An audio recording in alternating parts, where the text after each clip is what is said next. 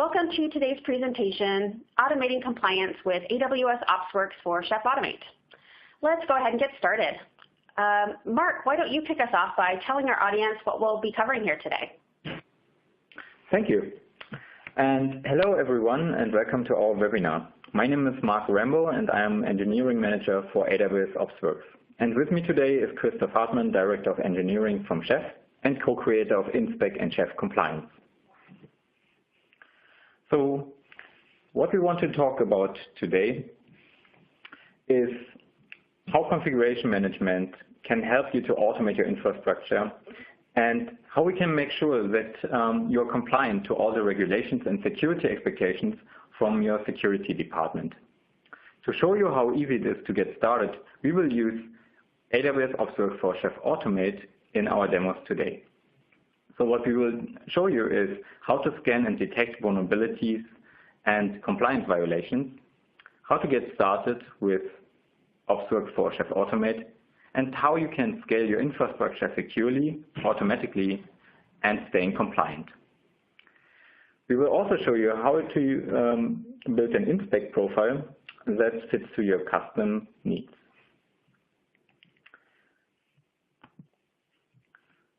So, as I said, this is about configuration management on one part.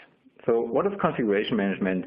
It is the practice that lets you use code to represent the state of your infrastructure. So when I was an engineer, I messed up the configuration of servers a couple of times. And with configuration management, you have the ability to automate that configuration by putting it into code that can be reviewed from other engineers, that can be tested, and that can be applied to a large amount of infrastructure without any human interaction, meaning you remove the human error. When we talk about infrastructure as code, many people come to the conclusion that CloudFormation in AWS gives you that. And that's true. CloudFormation will give you code that represents the state of your AWS infrastructure, let's say your security groups, your Dynamo database, your network settings, your S3 buckets, and your EC2 instances. But when it comes to your EC2 instances, you want to have a fine-grained control of which packages are installed, which files are on that box, and the configuration of your host. And to do that, you can use Chef that has a nice DSL that lets you abstract what should run on my infrastructure and abstracts you from the operating system requirements so that you can run that in a very nice and clean way.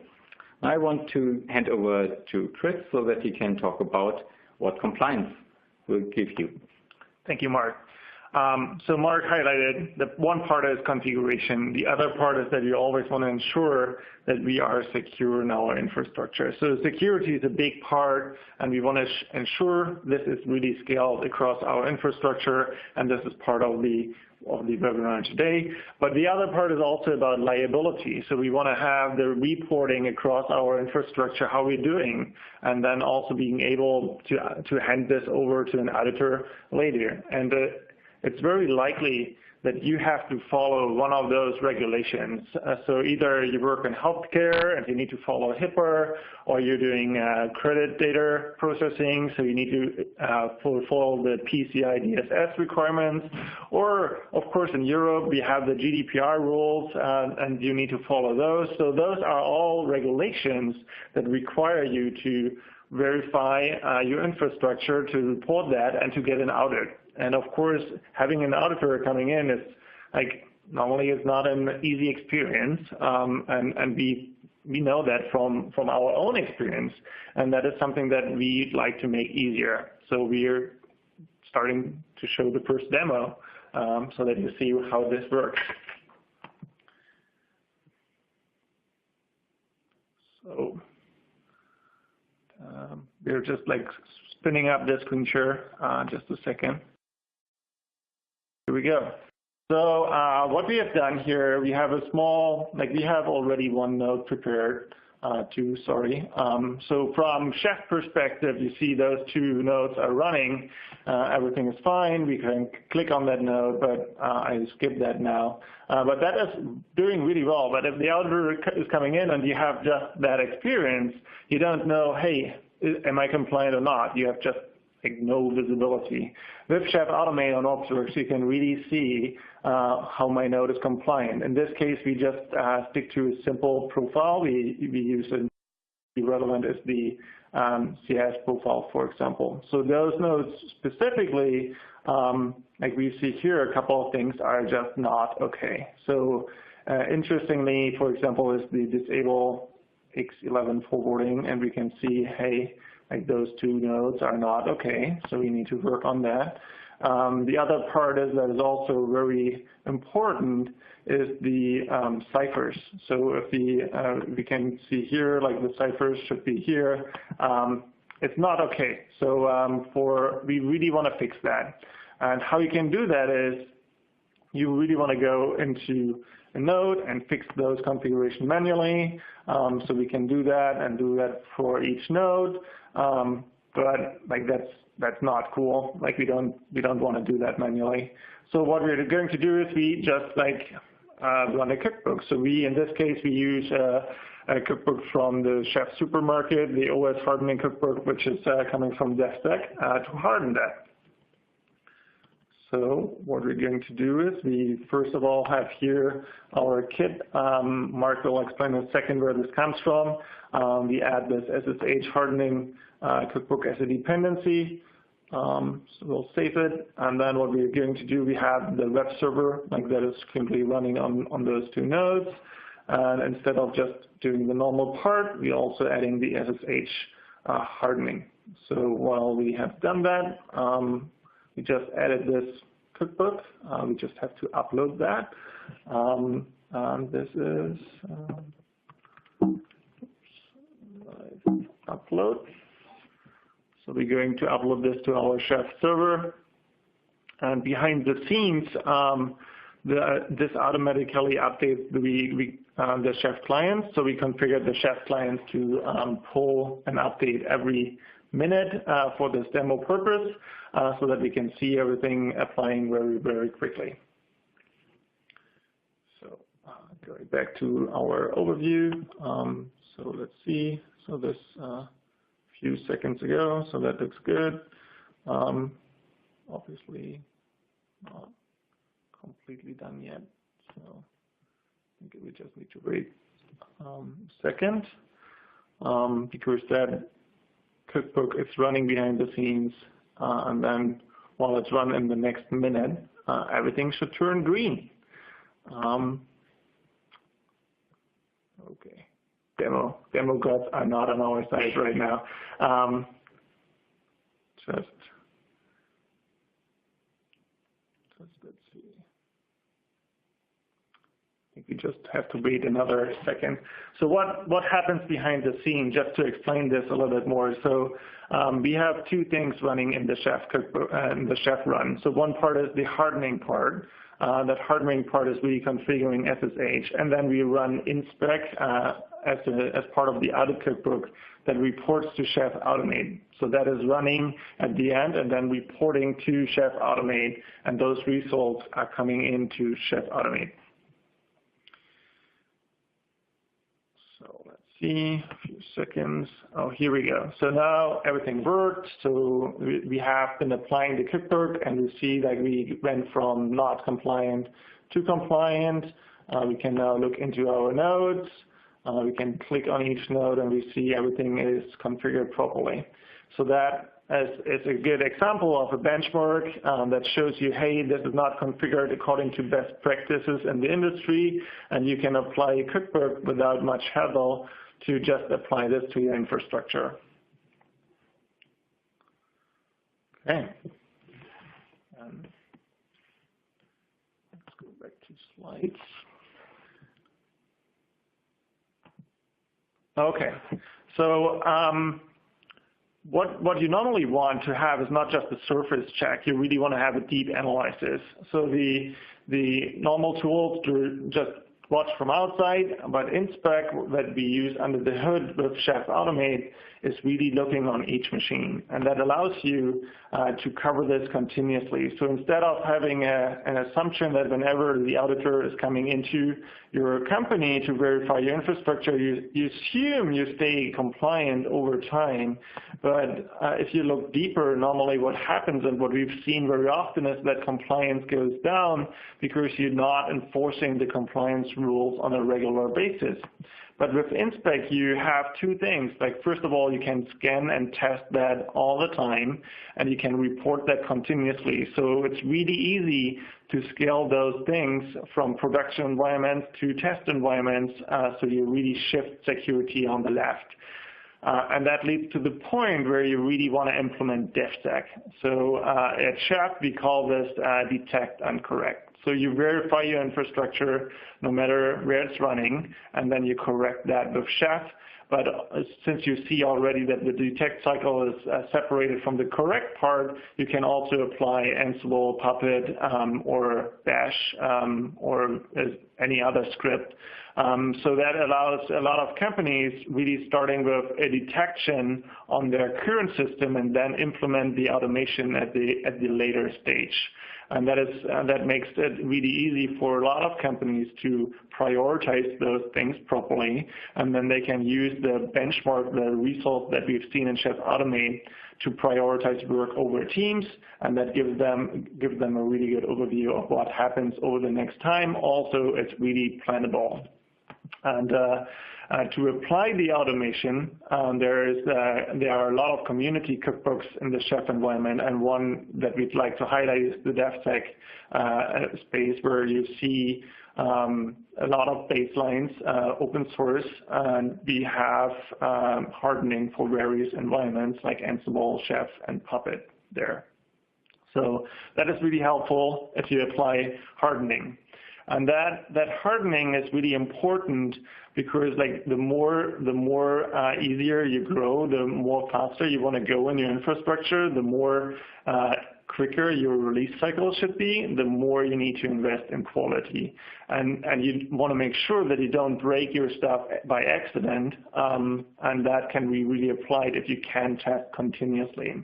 And while this sounds really straightforward right now, the radical shift here is that we're not just like taking into account the ops department. We're not just like thinking about how can our operations team deploy things quicker, but instead we want to take a holistic view of the whole infrastructure, the different needs from different departments and how they can collaborate.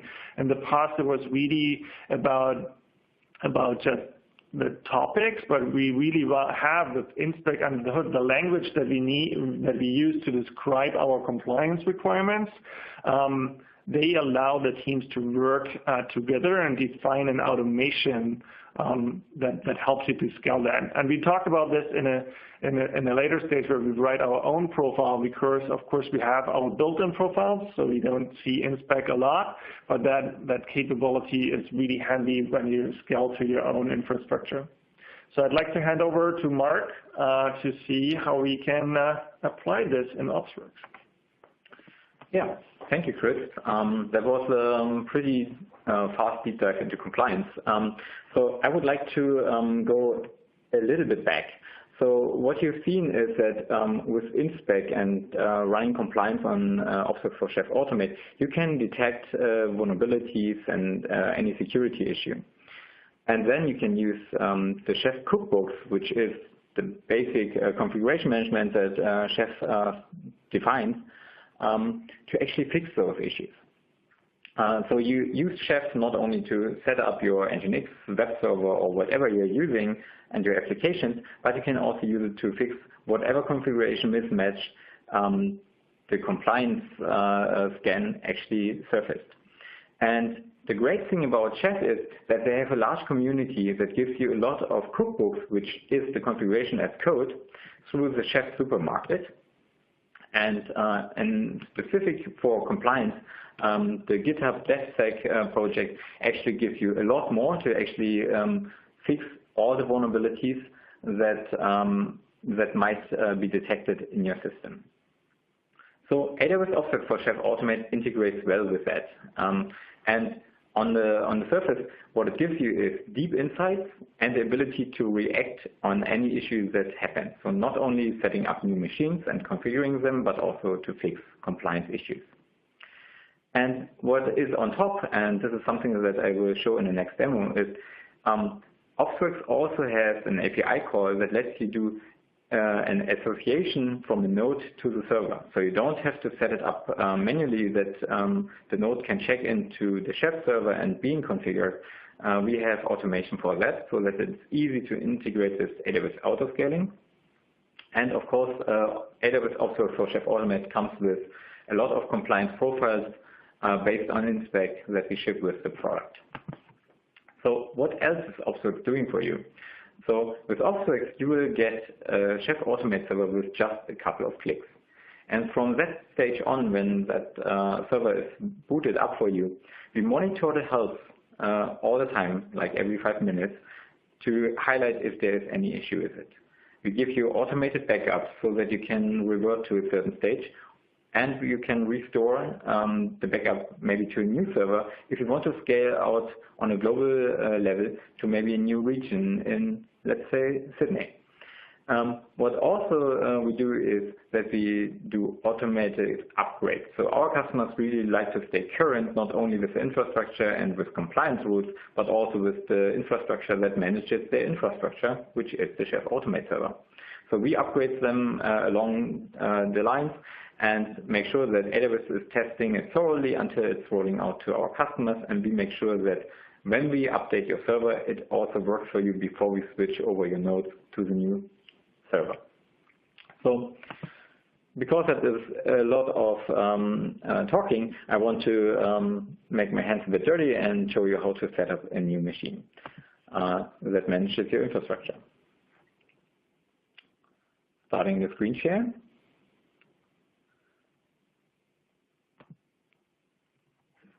Okay, so if you go to AWS, you can select the OpsWorks project. Zoom in a little bit more. Yes, of course. Maybe not that much. That should be fine for you. I hope you can see it. As you can see here, this is the server that Chris already used to actually run compliance. You can see that OpsWorks also powers Puppet Enterprise servers if you are a fan of that, but it doesn't have those nice capabilities for compliance that Chris showed you. But you can use both. So let's say we want to have a new server, and that is compliance webinar. Great, I have it here. So now you can pick one of our regions, and that should fit your needs. Because we are in Berlin right now, I picked Frankfurt. That's the closest region. I like the EU requirements that we have here. So it is my server. I can select an SSH key to connect to my instance because it's running in my account. So I will use the one that I called Frankfurt, which is pretty obvious. And that helps me to log into the Chef Automate server whenever I need it. But actually, you don't need that very often. Most of the time, you're using the API, the knife tool, and the UI to actually interact with it. On the next screen, we have a couple more settings. Most of them you can just take our defaults, but if you have specific requirements for your VPC setup, like you want to have a private VPC with an internet gateway and those kind of things, you might want to bring your own VPC. Also with security groups, especially when you're from the DevSec community, you might have certain requirements here. The service role lets us do our job to actually manage your infrastructure for you. And the instance profile is used to actually upload, for example, your backups to S3. I said we update your server all the time, meaning we patch all the software that's on the instance so that you stay also secure with that one. And you can pick and choose when that should happen. So the system maintenance happens once every week, and you can say, okay, I want to make that every Tuesday when my ops team actually is in the office. Let's not make it too early, 11 a.m. might be better, I think. And this is also maybe not the heaviest time for developers to roll out new codebooks, for example. And as I said, you will have automated backups. You can say, I want to back up weekly or daily, and at a certain point in time, and that's about it. So everything you've seen will be just shown here. So you can see we open port 443 and SSH for you because you picked that SSH key, and then you launch the server. On the next screen, you can see a small progress bar, and to set up everything for you, it takes about 15, maybe 20 minutes. But what you need to pay attention to is that you want to download the credentials for that instance because you want to log into the nice web front end that you've seen in Chris' demo. And let me just do that. I can download that here. Of course, I tested something earlier. And the other one is a starter kit. And the starter kit, you've seen the structure of the starter kit in Chris' demo, but I want to talk a little bit more about that. And for this, I will go back to my slides.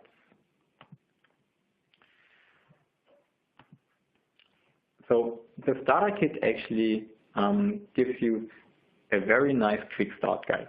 What we have in here is a README that you can go through step by step, and you will be able to set up a new web server with just a couple of lines of code using the cookbook from the Chef Supermarket, doing a knife command, setting everything up. So within something like 20-25 minutes, you will have a new Chef Automate server with a node attached that is configured to your needs as a web server, as a demo, if you want to showcase that to another engineer on your team. What we have included as well is the workstation configuration. So the starter kit is actually specifically for that server that you started. The knife configuration is already included, so you can just start typing in knife to interact with your server, with your Chef server, list cookbooks, upload cookbooks, doing work shelf. All the things that you need to do for Chef, you can do directly out of the console. And you will have your first node provisioned in minutes. And the other one, and I talked about that a bit earlier, is the user data script. So what we have here is the user data script for Windows and for Linux that lets you associate a node to your Chef server to be configured like you need it. And because that also only makes sense if I show it to you, let me go into another screen share.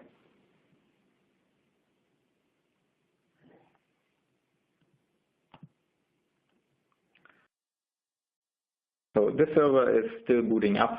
We don't want to waste your time, so we will continue using the server that we booted earlier.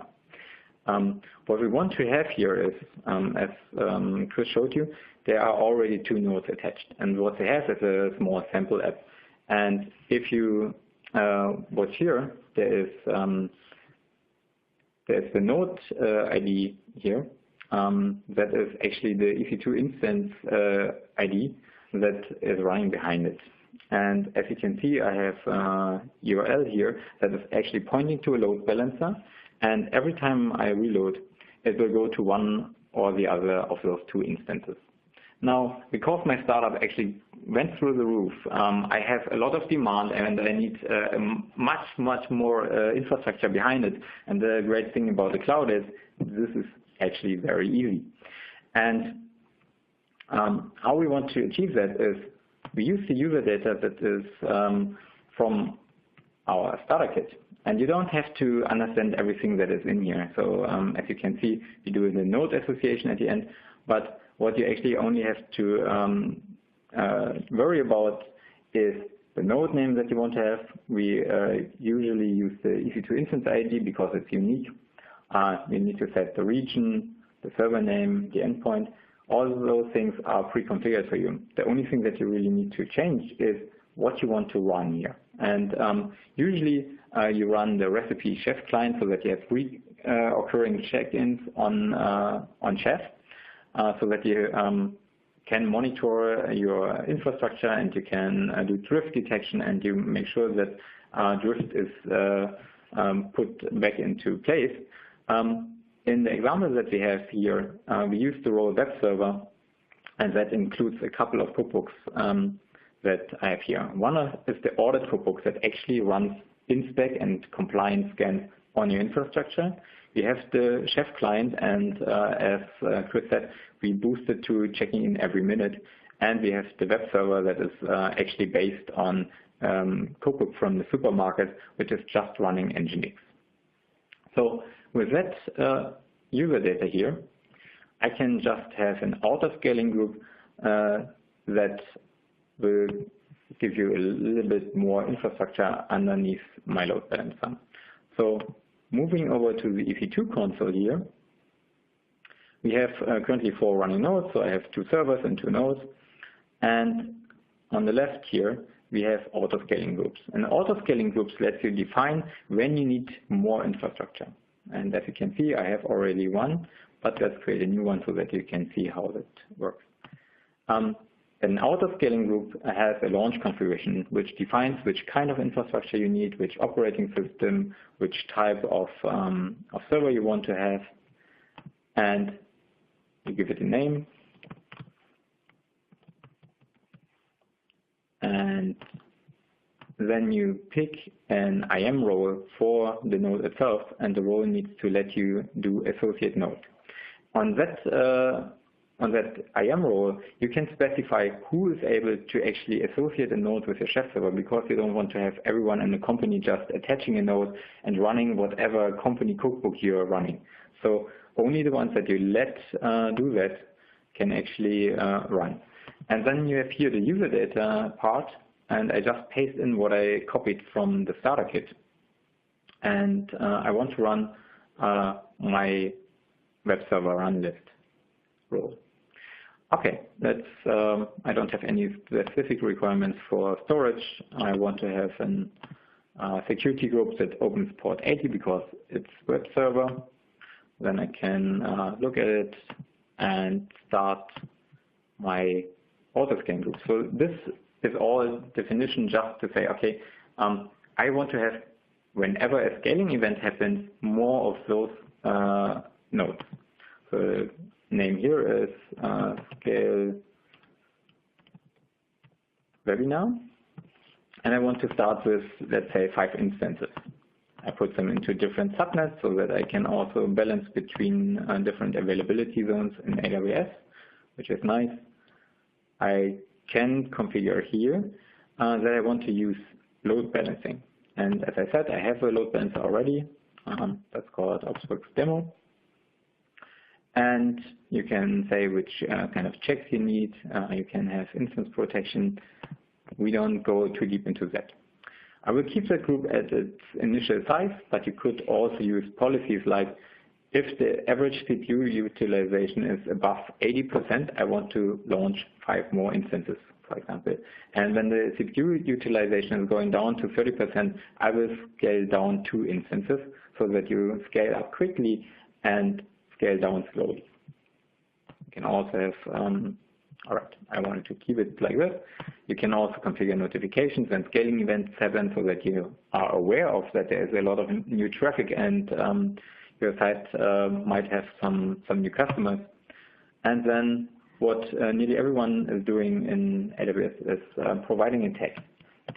And the tag that I want to have here is that the owner is from DevSec, so my part of the company, and I might add another one, which is purpose demo, because those, I created my auto-scaling group. And as you can see here, I have a desire for 5 instances, and those instances will be booted up now. So EC2 is pretty quick. So it's something like 90 seconds until you have a new instance that is running in your infrastructure. And when that instance is booted up, it executes the user data script that we have in our starter kit. And the user data script now creates an per instance key that is sent to our service, to the OpsWorks service, and placed on the instance so that there is a secure connection established between the node and the Automate server. So probably it will take a couple more minutes, but if you go over to the Chef Automate server and to our node page, those will show up in a couple of seconds. Will be configured with the same cookbooks. As you can see, one already arrived here. Will be configured the same way like the ones before, and because they are all behind the same load balancer, you will see in a couple of seconds that they are in service for me. And we had those compliance vulnerabilities detected earlier on before Chris actually fixed those. And as you can see here, we are still booting up. The cookbooks are running. And let's see when we have one finalized. So from that perspective, the compliance one will check if they are still compliant. And as you can see, because we're using the same automation to set up everything, the cookbook, the hardening cookbook that Chris uploaded, actually fixes all the new nodes the same way like the old one. So let's say there's a new compliance regulation coming, you update this one cookbook and you know that all your infrastructure will be compliant and all the new infrastructure will stay compliant no matter what happens. So you can improve the system over time.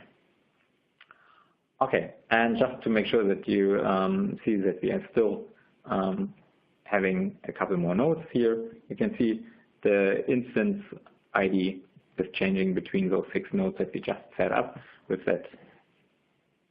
Okay, and let's go back to our slide.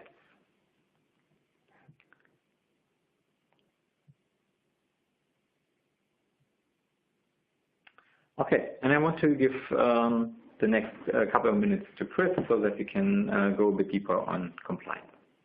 Thank you, Mark. I think that was pretty amazing. So I would call that continuous compliance. So I just applied this in the very first demo where we've seen the benchmark and we hardened it, and Mark just took the same configuration to scale it across the infrastructure. So we have seen it here how we can scale something in production, but of course, like we consider continuous compliance to be a little bit more. So that means also you can run the same tests on the local development machine. So any developer in your company can just like use the same profiles, run them locally, see the results. If you deploy this, you normally go via a CI/CD pipeline to do the testing. So that is something important, so that if you deploy new software and you're not able to meet the requirements, you will see that very early. You can start the communication with the compliance and security departments, and that makes things very easy. You can start to remediate it before you put it in production. You see things now and can react on that. And the whole cycle going from you scan something, you see something is not working, you run this through your pipeline and you remediate it. It's what we call continuous compliance, where we can scan it, detect it, and we can correct it with Chef. And of course, nobody likes to write those profiles, but you still have to comply to them. So we ship out of the box in Chef Automate with a lot of CIS profiles. So in case you need to be PCI compliant, HIPAA compliant, they all refer to CIS compliance profiles. So CIS means Center for Internet Security. It's an industry best practice benchmark that is widely accepted, and you can just use those benchmarks out of the box. And this will bring you to 80% compliance likely. But you have own in-house applications, you have custom compliance rules that apply to your company, and that's the beauty of InSpec that we use under the hood. So InSpec is our language from Chef that we invented to define compliance regulations and how that works. And there are 2 use cases why you consider this useful. One is you don't want to apply the whole CIS benchmark to your environment. Instead, you're saying, hey, a couple of requirements don't apply to us, or you have legacy application that is not able to cover the latest requirements. So in order to manage those deviations, in the past, a lot of companies copied rules. They managed the deviations in spreadsheets. It was really cumbersome to update to a newer benchmark. But with InSpec, you can, in technical terms, you can inherit from the original profile and write an overlay, and then just manage it technically how that overlay is described. So you can say, I want to skip rule A, B, and C, and then that is taken into consideration. And that is really, the beauty of it is that it's written in code, it's managed, you check this in as any other cookbook, for example, and you can't prevent that. The other part is that you want to write your own profile for your own application and verify that as well. So you can cover those two use cases with InSpec. So just to give you an example how this could look like, you have some written benchmark where it says, okay, this is my name, you have a description, and you have an audit, and you can put this into a control. We have a control language, we can give it an impact title and description, and then we have a human readable language where it says describe, in this case SSHD config, its protocol should be version 2, and that is pretty neat to use that. InSpec comes with a couple of resources out of the box. So in case you're wondering if this is covered, we have extensive documentation how you can apply this. We can't cover all the details in our webinar today, but there have been previous webinars about InSpec specifically. So this is our configuration language, and what I'm going to show you how you can write those in your environment and upload this to Automate to apply it to your infrastructure as well. So let me screen share.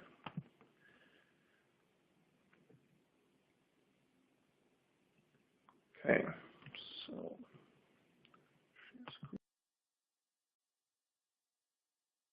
so what we've seen here, Mark has shown this already. So we have let's assume we have an internal requirement where we want to ensure that our AWS machine has a specific requirement on tags. And in order to do that, we want to write a small profile where we say, hey, verify that we use this specific AMI. So our EC2 instance should really be built on top of that AMI. And then we ensure that specific tags need to be there. In this case, the X owner need to be DevSec. If not, we fail our internal compliance rules. And at the moment, it's not part of InSpec core, but InSpec is really extensible. So we can write our own InSpec resource. We don't go through everything, but this is open source. You see that in our slide deck. You have a link to that. So you can have a look and see how easy it is to extend that to your own needs. So you can implement this for your own application and just run this. So we packaged this up already here, but it's really easy to run this, either archive it or just run InSpec archive, and then you can upload this to Automate. So what we do here, in case we have a profile store and we ship with a lot of profiles out of the box, but we're not going to use them right now. Instead, we are going to upload the profile. So we have it in here, profiles, and we are going to upload that profile. So that's going to be uploaded to our Automate. So this is our custom profile. So Automate has not seen it. It's not out of the box.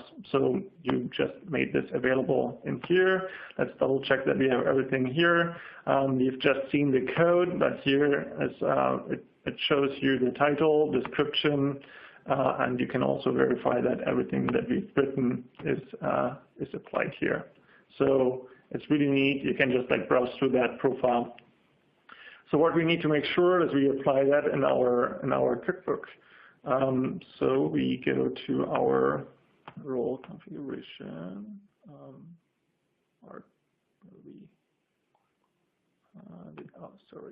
Audit cookbook. We have this recipe here. And then we have the attributes. So actually we have that here already prepared with the baseline that we're checking, and now we are using this profile that you've seen in here. So here's the identifier being shown in our overview. So it's the admin EC2. We are going to use that, and we are going to activate that.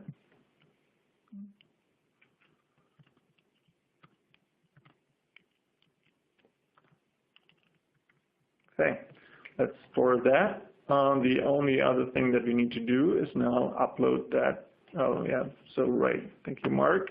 We need to update the version of that cookbook. So let's make this one. I think we are good to go, right? So, and again, we just like upload everything. Do we need that? Yeah, of course. When we change the cookbook, we have versioning in place, and we need to work vendor cookbooks. Right. Let's do that. Work vendor cookbooks into the cookbook folder. Right. Thank you for that reminder, Mark. And then we do knife upload again.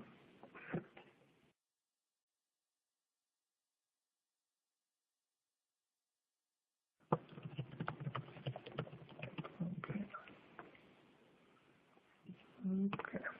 So I think we now finally got it.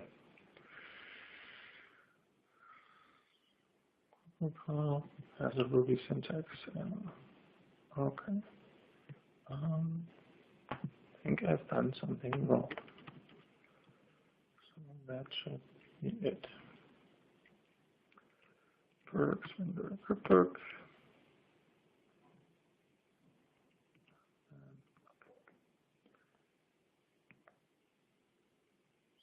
See if that works. Looks good. So now it worked. So what happens behind the scenes, we now apply on the same node that we are running here, we apply another profile. And when the chef run is running, it will apply the additional profile. So that takes a second until this is updated, but it should be coming in soon. Okay, here we already see that we have now two profiles being applied, so it's already saying, hey, this is there. Somehow we're not complying. Let's see. So we have here, Mark, we have one node where this is not attached. So I think we should fix that going forward. We're not, like, you know how this can be improved, like we can, obviously Mark needs to fix something. And this is part, like, since this is an AWS part, you can't easily fix it with the Chef cookbook, of course. But this really is important if you have requirements and you want to see it per node, you can do that and automate. Okay. Perfect. So let's wrap up. So we have seen a lot of things today. We have seen, first of all, we had one node where everything was great, but once we applied compliance, we've seen it was not so good. So we fixed it with automation. So we implemented detect and correct on one node. Then we've seen how easy it is to start an OpsWorks instance. And after that, we have seen how we can use OpsWorks with Chef Automate to really scale it across multiple nodes. So once you scale that, hardening and compliance can be immediately being applied. On top of this, at the end, we've seen how you can write your own custom profile, upload it to Automate, and apply it to your whole infrastructure to see that result. So that should allow you to really scale across your whole fleet and see what's going on before the auditor comes in so that you can plan work ahead, and you can also ensure that your system is always very secure and compliant to your own regulations. In case you need further resources, we have learn.chef.io. where you can learn more about Chef Automate, Chef Automate with compliance. You have also specific things about InSpec, so that should really help you to get started. Of course, there's always the Chef community available on Slack. You can always reach out and ask any question that you have. You have also the AWS OpsWorks webpage that will showcase how you can trial the whole environment. There's the free tier available, so you can just start and see how it works in your environment. So Mark, I think we should talk about some questions. Yeah. So I would really like to encourage everyone to ask questions either about OpsWorks or compliance. I think you can get most out of the webinar if you ask your questions now.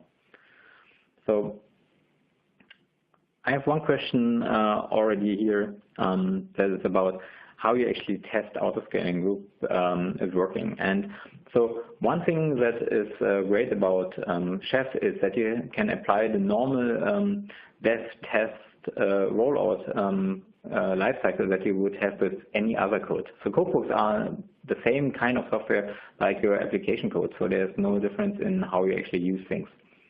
So what you can do here is that you write your cookbook, you verify it with your colleague, and then you use Test Kitchen to actually test that everything is how it should be, and then you roll it out. And an autoscaling group would then just use that cookbook to configure everything. And on the AWS side, if you want to make sure that the autoscaling group is doing what it's supposed to do, you have the CloudWatch events and alarms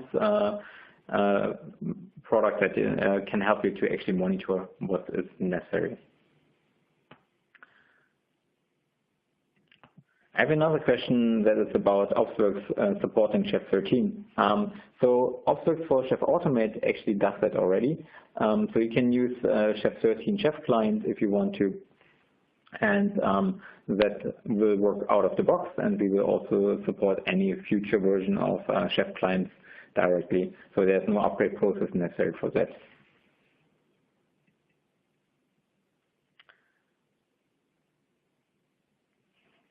Yeah, maybe Chris, talk about the serverless architecture. So the question was if it is something that is useful for the serverless architecture. I think it's about using lambdas and those kind of things. Yeah, that's a really good question. Right now, it's really challenging to test those things. What we're just working on, and you see that release coming over the next weeks, is that we are extending InSpec to support platforms. So you will have built-in AWS and Azure verification mechanisms, so you can verify Lambda functions, S3 buckets, all that is coming into InSpec, and it's coming into Automate. So while not fully available right now, it will come into that space, and it will come into over the next months, so it's not far away. Okay.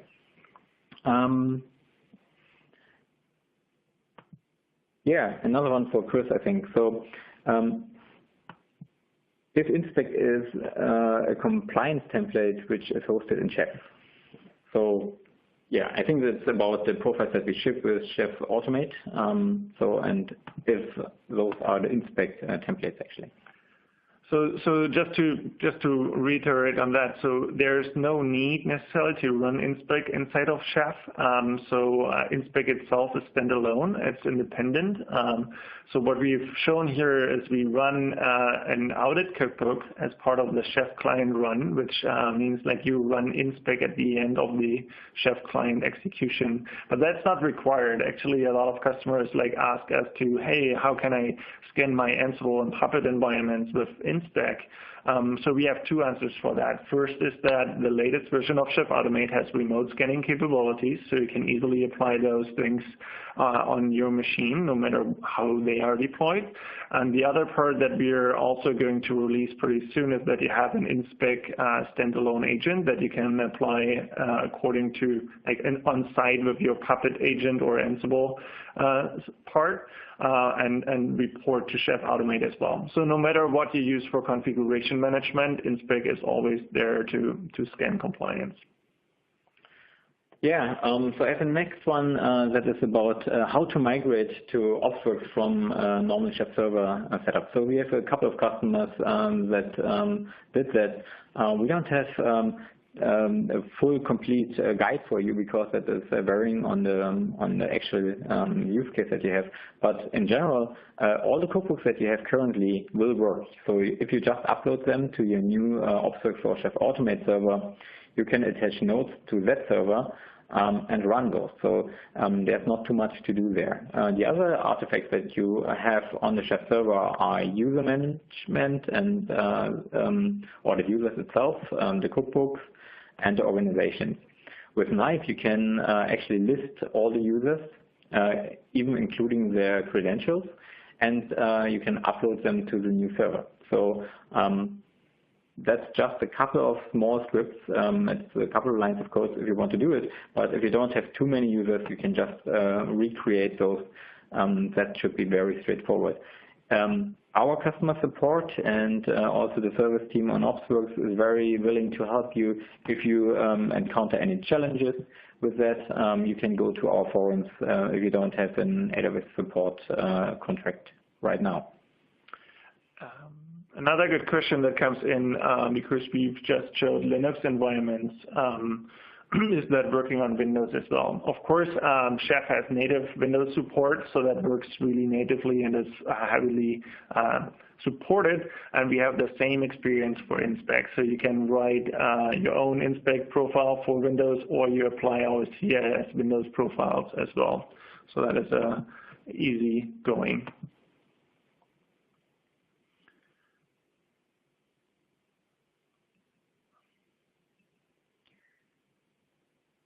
Okay, I have a fun topic here. What is Burke's Vendor Cookbooks doing? So Burke's Vendor Cookbooks is actually downloading all the cookbooks from the supermarket or from your Git repository, and then vendoring them into the cookbook folder, which is the default for Knife. So if you then use Knife upload dot, it will just upload the whole cookbook folder, all your rows and everything, so you don't have to configure much more.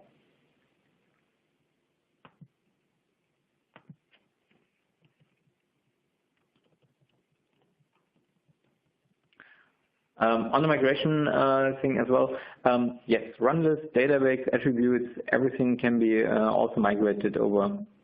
I think it really depends on what you have there. But as I said, we are willing to help you with that. And we have done it for a couple of other customers. We might be able to share some scripts there, and then we can have you to go through that. Another question was about on-prem environments. So OpsWorks for Chef Automate supports on-premises environments, meaning that you can have connected any node that is running in your own data center also to that server.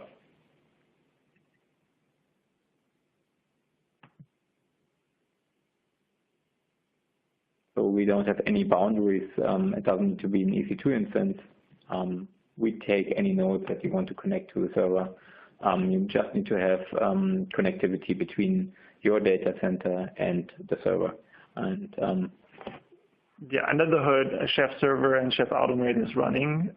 So that's the same thing that you get from Chef. So every capability that you have there is still available on OpsWorks.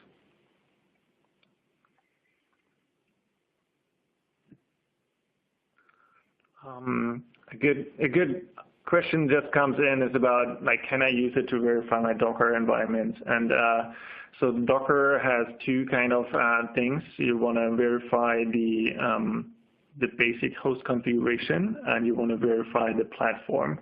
And the host configuration, especially the CIS for Docker, can be all verified from the host. So there is, on the DevSec community has a profile already in InSpec available. The same goes for Kubernetes. We're currently still in verification that this meets our needs for like being part of the commercial package. Once it's there, we are going to integrate this into Chef Automate.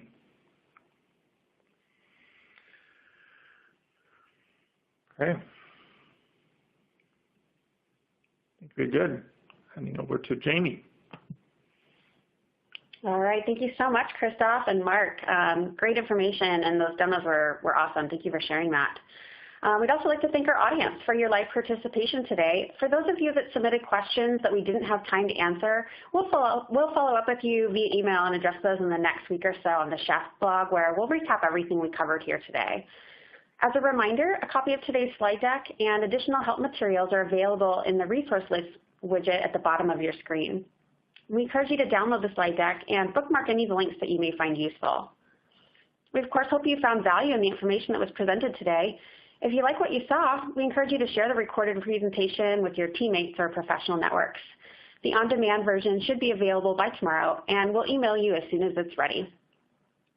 Thanks again for your time, and have a wonderful day.